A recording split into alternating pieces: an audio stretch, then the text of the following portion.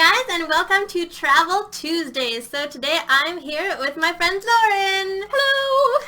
And we're going to be doing our vlog today on Rouen in France. And Lauren lived in France for about 8 months as an English teaching assistant.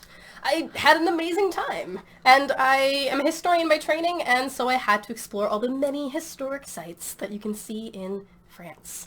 It's beyond Second World War battlefield tours for sure. Yeah, so I figured she would be a good choice to do a vlog with me since she's quite intimate with those locations and had lots of lovely pictures to share, which you will see. So our first one, which it is not letting me select. Yay! Yay! The beautiful clock tower in Rouen, also called the Gros Solage. Yeah, she does all the pronunciation because I am not good at that. It's how I roll. It's how I roll. The thing about Rouen is that it's this beautiful city. It's on the Seine River. There we go. It's the Seine River, because I like to gesture a lot.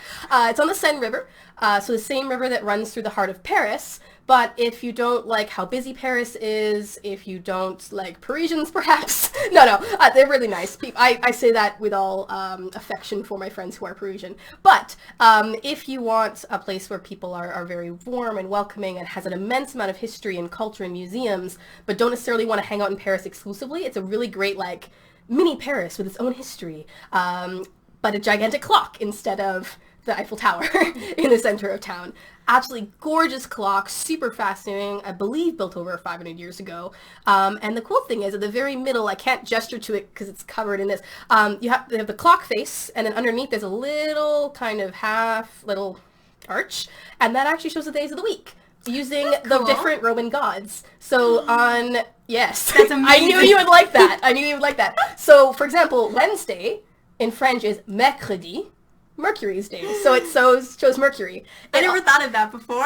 Yes! And it also shows the phase of the moon. So if you look at the very top of this picture, there's a little black ball. This photograph was taken right around the new moon. So that actually represents the moon. That's cool. There's also like 40 hidden sheep in this image. The little golden sheep. There's one on the end of the, what's the word I'm looking for? The hand of the clock. The one hand. It only shows the hour. Because apparently it was a big wool town, wool industry. So there's a lot of sheep symbolism if you look really close. That's interesting. I'm all about the interesting fun facts. So Rouen has quite a bit of history. It was founded by the Gauls, and then was eventually taken over by the Romans, and then the Vikings moved in there in about 800s. And then in the 10th century, it became the capital of Normandy, which was actually quite the center of power in Europe. That's where you get the Anglo-Normans from, where William the Conqueror was a duke in Normandy and was like, I'm going to own England now. Just for as a side note, the name for William the Conqueror in French is Guillaume le Conquérant, or Guillaume le Bâtard. Guillaume the Bastard. That's amazing. Guillaume le Bâtard. Anyway, side note, continue. Okay. Normandy is great. All right. I think I have a picture. Yes, I have a picture of this lovely Victorian-era statue of Roland, who was one of the, I believe, probably the Vikings, who is indicating, like, builds the city here, on this very spot. And then it has a little dedication to him. So. Yes, there is, like, an actual, like, Viking name for him, but I'm not going to try to pronounce it, because there's, like, a string of consonants together, and I don't know what sound they make. Couldn't tell ya. All right, so the other really interesting thing, I think, about the city of Rouen is its long association with Joan of Arc, with Jeanne d'Arc. For those of you who don't know, Joan of Arc she was amazing, but she was imprisoned in Rouen, and Rouen was the place where she was burnt to death at the stake. So when you arrive in Rouen, often you get there by train from Paris. It's only about an hour and 10 minutes away from Paris by train. You just literally roll up to the Gare Saint-Lazare, and buy a ticket, and you can head straight there. When you get out of the train station, you see this tower. It's called the Tour Jeanne d'Arc, Joan of Arc's tower. It is one of a couple different, like, battlements of a castle that no longer exists. And then they call it Joan of Arc's tower, although technically she was probably imprisoned in like one of the other towers that looked very similar as a part of the same building, but shh. Close enough. Yeah. When I was there in 2011, 2012, that's where they had the Joan of Arc Museum, although I'm informed that a couple years later they actually built an entire new building dedicated to Joan of Arc, so I really just have to go back. Yep. And so if you like awesome female warriors, you should definitely visit Rouen. Yeah. So there's a lot of history, and a lot of it's really embedded in the landscape of the city, which is really fun. Yeah. One of the things that kind of led to Joan of Arc coming about was when Normandy was annexed by England in 1419, and the rest of France was like, hells no. So yeah, that came about because England got a little greedy. As England does, you know. Yeah, really. Oh yes, I was speaking of the history of the city, and this is really interesting link, because you just walk through the city, and you forget this as a Canadian or as an American. You don't necessarily see the impact of the Second World War or the First World War firsthand, but this is a picture of one of the buildings. I believe this is actually the justice, like the city courts.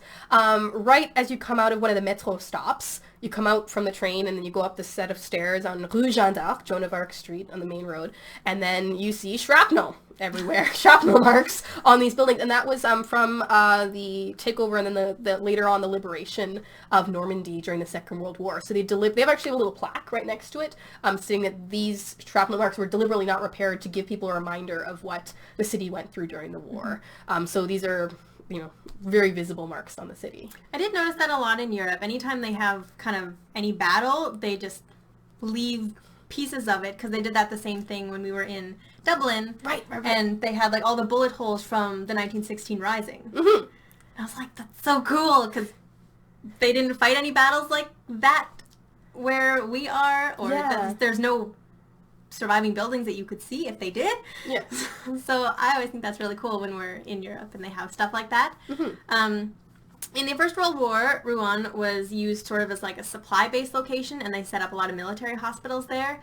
And actually in World War II, almost half of the entire city was destroyed. So a lot of it's rebuilt fairly recently. Yep. There's still a lot of really interesting structures that survive from the Second World War, survived the destruction of the Second World War and have revived like a phoenix in different forms, which is really interesting. And I have some photos to share with that, I believe. Oh, yes. In the very middle of the city, there's a beautiful area that has a lot of like windy little roads, and I'll have a couple pictures of that later. But you come out into this courtyard and you see this like gigantic shark fin, and you're just like, but why? Why would you impose this architecture on this space? This is in fact a cathedral dedicated to Joan of Arc. It's a rebuilt spot. Actually, you can see there's like a cross on the left-hand side of this image. That's the very spot where she was burnt to death. Wow, that's delightful. Yeah, I commemorating that spot. But this church was rebuilt in the 1970s because the original cathedral dedicated to her was destroyed in a bomb during the Second World War. Mm-hmm. But I was thinking some picture of the interior, actually. Can you go click? Aha! Yes! So these are some of the original stained glass windows from the Second World War building, the one that was destroyed. All the churches, because it's a very famous city for a lot of gorgeous churches, all of the windows were removed during the Second World War and taken to safety, like buried and stuff like that. So the building was destroyed, but the original windows remain. So it's a very 1970s asymmetrical architecture style, but with these historical stained glass windows. That's cool. So, yeah, I think so. Old meets new. Mm-hmm. Very fun. That's a little bit kind of panning to the right, looking at the interior there. But again, asymmetry. It's actually a very lovely, warm building. On the other side of those windows, on the outside, is a fish market that happens every so often, or like a farmer's market. So that's cool. Yeah. This is it's hard to read here, but this is on the exterior of the church as well, and that is a little sign that marks that Joan of Arc was burned in this very spot. So, and it's a little garden now.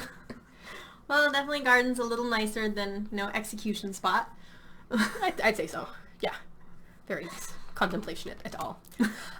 This is a really cool image of one of the churches or one of the buildings that was bombed during the Second World War, and they actually chose to leave up some of the ruins. This is right next to a bus stop, actually.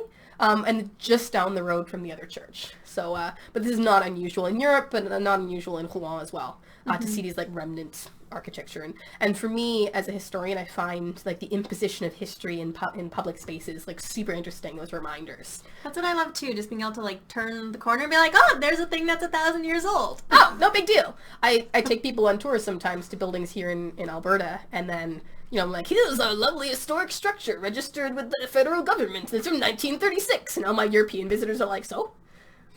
So what? My house is 300 years old, you know?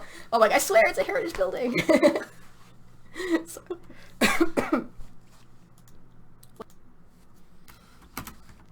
All right. Cathedral. Speaking of beautiful churches, this one here is particularly famous because Monet painted it, in fact. Monet did a series, the artist Monet did a series of watercolors of this building in different lights. So it's a very, very famous building. It's also gorgeous. This is taken from the square right in front. There's a little Christmas market there in you know, the winter and things like that. And I find it just absolutely beautiful. So much detail. You can stare at this for hours and always discover something new, which I find amazing. Also, I just love the sound of church bells. I'm not really religious at all, but like the sound of church bells is just like, whoa, so cool. That's what I like about like Gothic architecture is there's like so many Easter eggs. Yeah. They just put in like all this random stuff and you can just literally stare for hours and be like, what is that? And you're like, oh, that's a saint holding her own head. All right. Doesn't one of the cathedrals have a Darth Vader head on it? I believe so. It's got to be in York. I think it's got to be the York Cathedral, right? That sounds familiar. Okay, I'm gonna have to look it up now. let's find this out. Okay. Yes, research. Okay. So back to the Gros Horloge. Now, I was living in Rouen for 8 months or so, and so I passed by the Gros Horloge all the time. There's actually a really amazing pub just to the right of it, called the Delirium Cafe. You can buy some of their alcohol here in Canada. It's a brew pub, based out of Brussels, I think. And then their logo is like this lovely floating pink elephant. It's called the Delirium Cafe. Anyway, so I would always meet my friends for a drink there, and there's a lot of nice shopping streets. It's a pedestrian street that goes underneath that archway. And if you look up, when you go underneath, there's this like picture of Jesus clutching a lamb like looming at you, which is really funny, because it's a weird perspective. But I passed by there like, you know, many, many times in the first couple months there. And then I was walking along and it was raining, and I kind of hid underneath the archway to get out of the rain. And there was totally a door that was open underneath there that I'd never noticed before. And it turns out there's a whole museum. You can go inside this clock. You can see the interior of it from behind. And the clock tower is weird because it's not, so there's the clock, but the tower's right next to it. And so there's this weird mechanism where it kind of goes at an angle, and that's really unusual for clock. So apparently it's really interesting for clockmakers.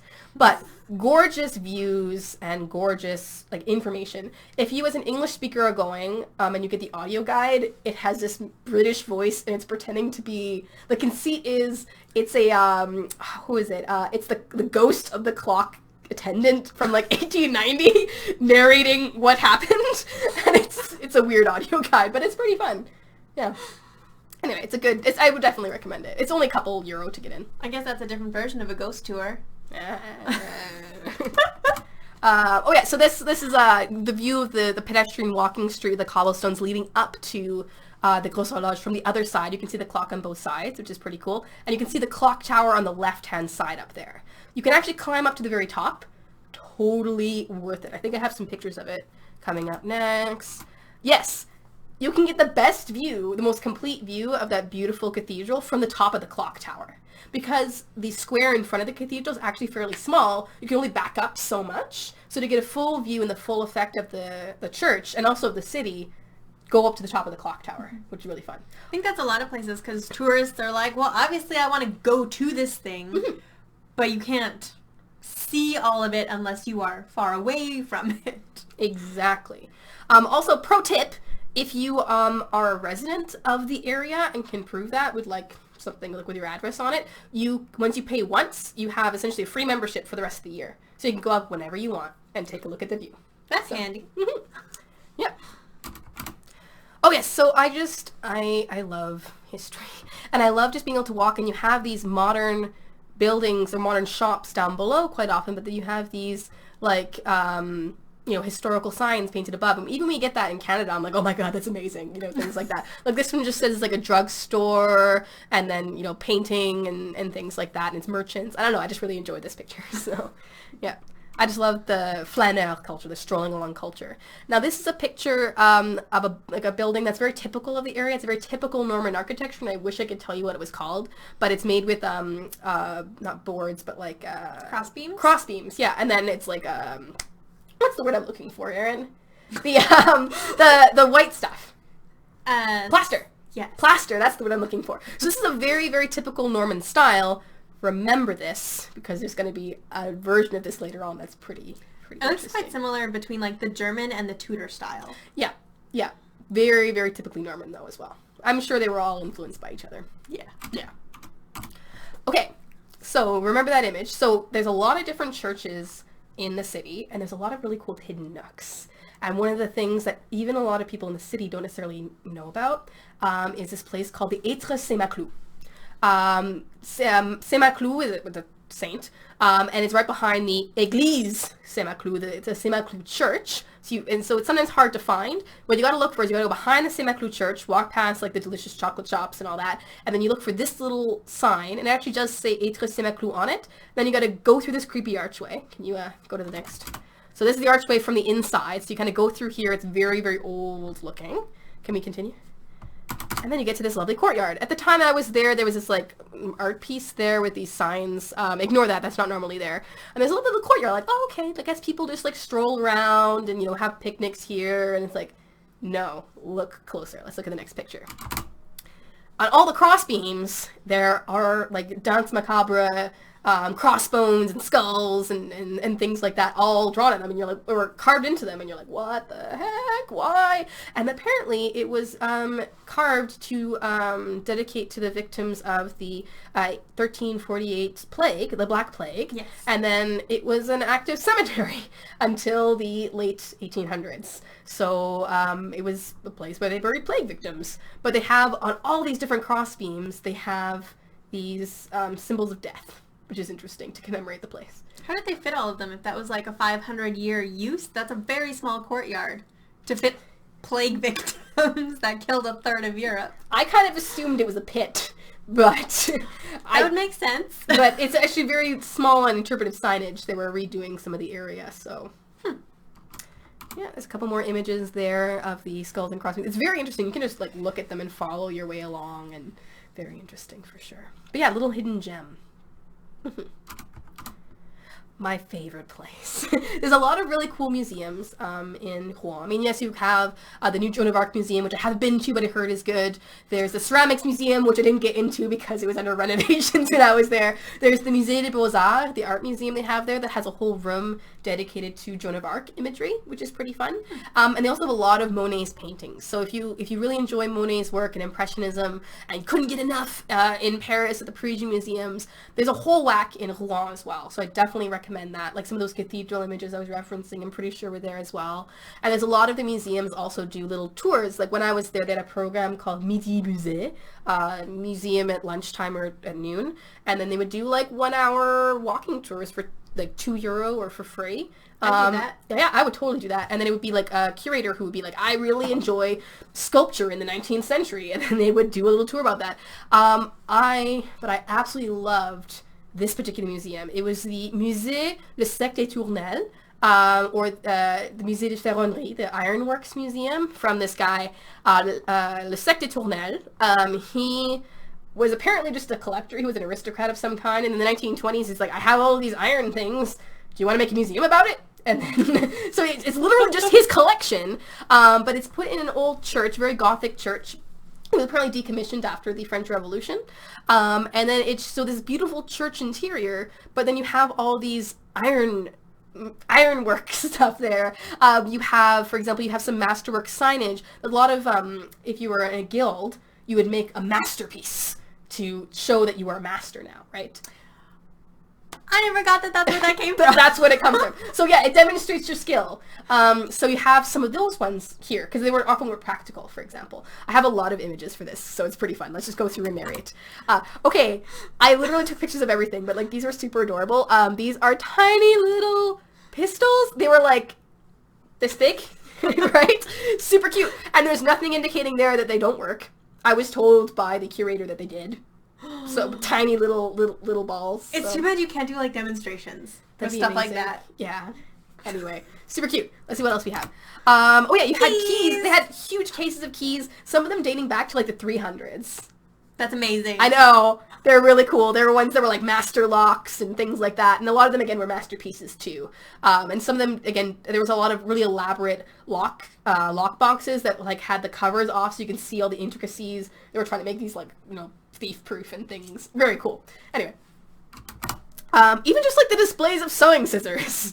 Like, why just have them in a pile or like lined up in a row? Like, why when you could display them like this? Yeah, you can make art out of artistic pieces. Exactly. Yeah, and then here's some more iron pieces. These were signs. I just think they're really cool. I have a couple blacksmith friends who are like, what? When they see this, so. Is it supposed to be a dragon or a gargoyle? Let's go for dragon. Or dragon gargoyle.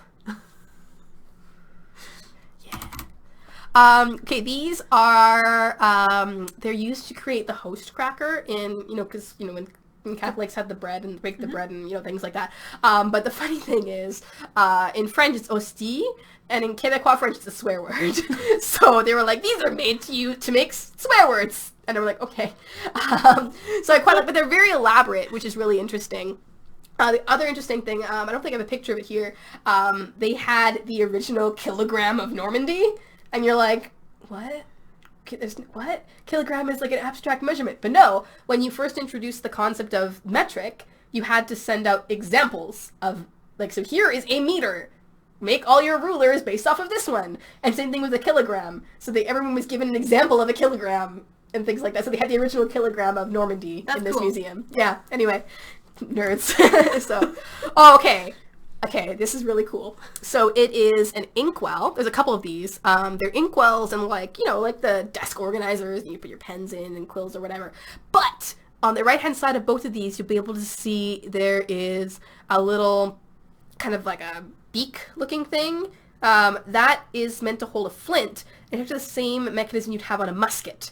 So when you click it, it would make a spark and it would light the candle for you. Yeah. Lighting candles yourself is too difficult. I know. This is way cooler. It's an 18th century or 16th, 18th or 17th century inkwell. Novelty. So cool. Anyway, I just think this museum is amazing. Yeah, so again, like, I loved the feel of this museum. It was relatively small. It's in this, like, church, medium size for the time, Gothic church. But, like, just every single time you turn a corner, there's something different, which I find absolutely amazing. Like, I went many times, and I always saw something new. I'd always talk to the curators, or if they were at a little tour, I'd be like, heck yeah, I'm hopping on this tour on, like, blades throughout time, things like that. And it worked. I worked on my French vocabulary and things like that. And again, all the signs are in French, but they're very specific words. So oddly enough, they're fairly easy to translate. If you don't speak French, don't worry. Bring your little phrase book. Bring your dictionary. Pull up the app. That kind of the dictionary, like the wordreference.com app, because there's only one way to translate blade. That kind of thing. So it's pretty easy to figure that out as well. No ghostly audio tours at this one? Not when I was there. But who knows?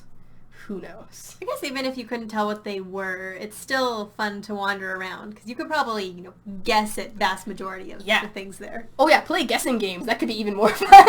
Like, what could this possibly be? I'm gonna go for poison ring. Like, who knows, right? But I mean, again, these are just a couple of the things that I was obsessed with when I was in Normandy. I had the experience of being able to wander through and experience Normandy as like a neighbor and not just a visitor. I had time to come back. I had time to explore part of it and then go and have a delicious cup of tea or go to the amazing fondue restaurant or whatever. But I had that time to really explore in depth. I didn't even get into the amazing food that you can get in Normandy as well. So many graperies. So many grapes. Also cider. Lots of delicious cider. But anyway, so good. But yeah, so I definitely highly encourage you, get off the beaten track. Don't just hop on a curated tour of the battlefield, of the Second World War battles. Like, that's an amazing experience. I don't want to diss them, for sure. Especially if you're interested in Second World War history, that's definitely something you can do. But definitely curate your own experience and explore Normandy, explore Rouen. It's literally an hour and 10 minutes away from Paris. Super easy, super cheap to get to. You roll right up, and you're immediately struck with Joan of Arc. You're immediately struck with Second World War history, and you can explore it on foot, no problem. You can uncover these amazing little gems. So if you were only able to go here for, say, a day, Yeah. what would you recommend, and what would be, like, manageable for people to stuff in without wrecking the experience? I would say roll up early in the day. You can even sleep in Paris, to be honest, roll up first thing in the morning, show there, 8:39, grab an amazing pastry on your walk from the train station, down Rue Jeanne d'Arc, which runs straight from the train station all the way down to the Seine River. Take a stroll along. Then probably stop by the new Joan of Arc Museum. Check that out. Tell me how it is. I'd be really keen to know. And then, have a lovely lunch. Buy a crepe, buy a nice glass of cider or what have you. Take a little stroll, go to the Ironworks Museum, spend a couple hours, or even like half an hour really, like obsessed with like little things. And then go for a stroll. Have a nice cup of hot chocolate. There's amazing chocolatiers there. Check out the Étre Saint-Maclou and go for a stroll along the Seine before coming back. Maybe hit up some tasty dinner restaurants as well. But you can easily do it as a day trip from Paris. Yeah, one thing in the morning, stroll around. Another thing in the afternoon. Don't get museumed out. Don't do it. It would be pretty hard for me to get museumed out. Alright, so that is our Travel Tuesday for today. I hope you enjoyed our little trip over to Rouen and enjoyed Lauren. I'm going to be doing a few videos with her, because she's been a lot of places and obviously is super excited about all of them. True facts. She's also a local historian, so we can get into some really cool places in Canada as well. Yes. So thank you guys for watching, and I'll see you next time. Bye.